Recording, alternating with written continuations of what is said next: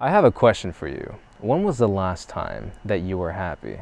I'm talking about real happiness, not pleasure from food or drinking, playing video games, or buying something that made you feel good for a minute. No, I'm talking about authentic, organic happiness. Happiness that made you want to share the great news with everyone. Happiness that made you feel alive. A moment in time that made you feel loved, accepted, or accomplished. Things like that. Do you remember a time like that? I think you can think of a time for yourself. I know for one thing, I can think of one at the top of my head. And before we get deeper into that topic, I want to say a couple things. One, I'll share a story with you that always makes me happy and how I use that memory to feel happy and how you can achieve the same effect for yourself whenever you want. And if you don't believe me, I don't blame you. But keep listening and I'm sure you'll walk away with something that you can try that can empower you. And of course, if you haven't already, be sure to subscribe to the YouTube channel and don't forget to hit that bell icon so that you are notified when I put out a new video, which for the time being is every Sunday. Here on this channel, I talk about all things self-improvement, living life to the fullest, living life on your own terms, and doing so with a spiritual lens. Now, for a minute, I want to share the quick story with you. In the spring of 2016, 3 years ago, I walked into a Subway to grab a sandwich. Nothing much to it. I was greeted by two things. One was the smell. The other was a person. The smell was a nice hearty smell of toasted meat and veggie sandwiches, which filled the room. And to be honest with you, I could probably go for one of those sandwiches right now. And then I was greeted by someone, and that someone behind the counter, to my surprise, was a classmate that I shared an intro to business class with when I was a junior in high school. Now, I never really had much of a conversation with her outside of working on a group project together, so I felt like my options outside of a basic greeting, for the most part, it felt limited. That was until she greeted me with a nice big smile, and we briefly shared what was going on with our lives.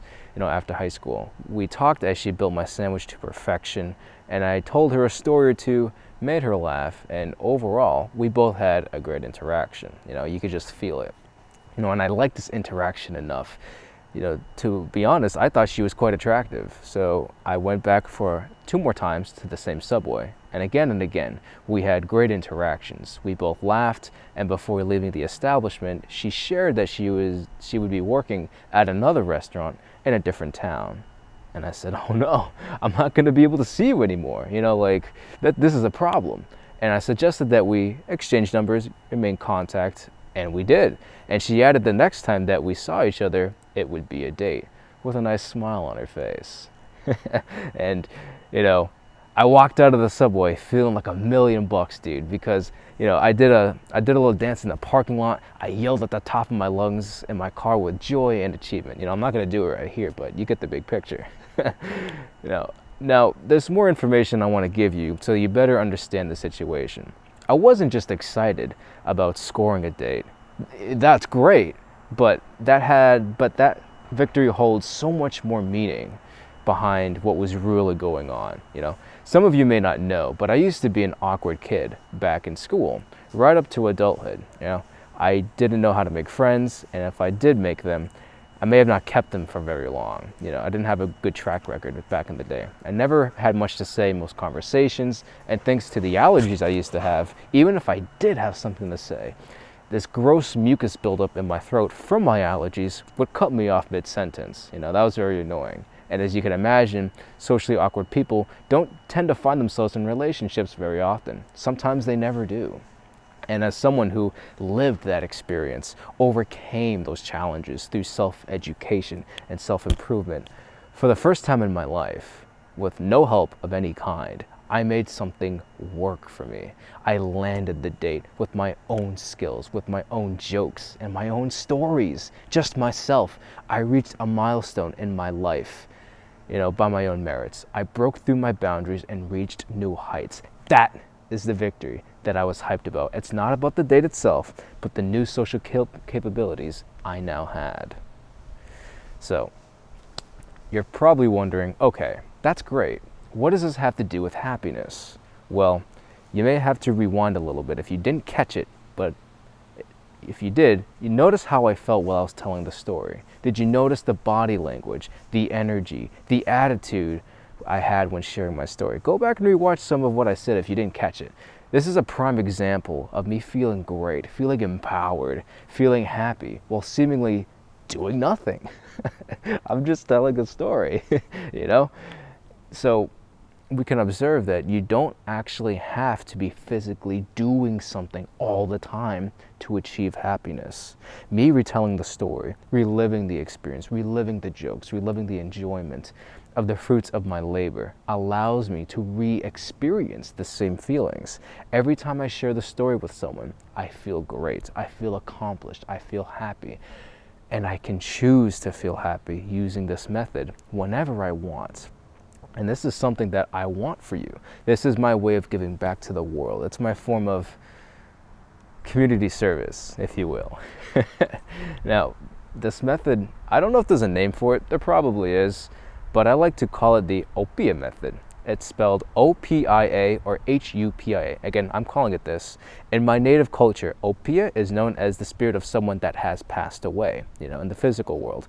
And that's something that has happened in the past. It's behind us. That day, that event has passed away in a sense. It's gone in the past. Are you following me so far? It's now an Opia. It's existing in a spiritual memory mental form. And the Opia method, all it is you referring back to a time that made you feel great, a time that you feel loved and full of compassion, success, achievement, whatever it is that you want, really. And believe it or not, people use what I call the Opia method every day. Now, whether they use it to make themselves feel good or bad, that's a different story. Now, let's say someone listens to a song that reminds them of a former relationship, and this relationship tanks, it ends badly. There's disappointment, pain, and broken trust. Every time they listen to a specific song, they are reminding themselves of this relationship. They love the song because the lyrics are catchy and it's great and it's got a kick-ass beat, but they are reliving potentially some bad experiences, the trauma that comes with that, and that makes them feel terrible. They're using the Opia method against themselves without realizing it. Crazy, right? And that's just one example. We could come up with many more, but I think you get the big picture by now.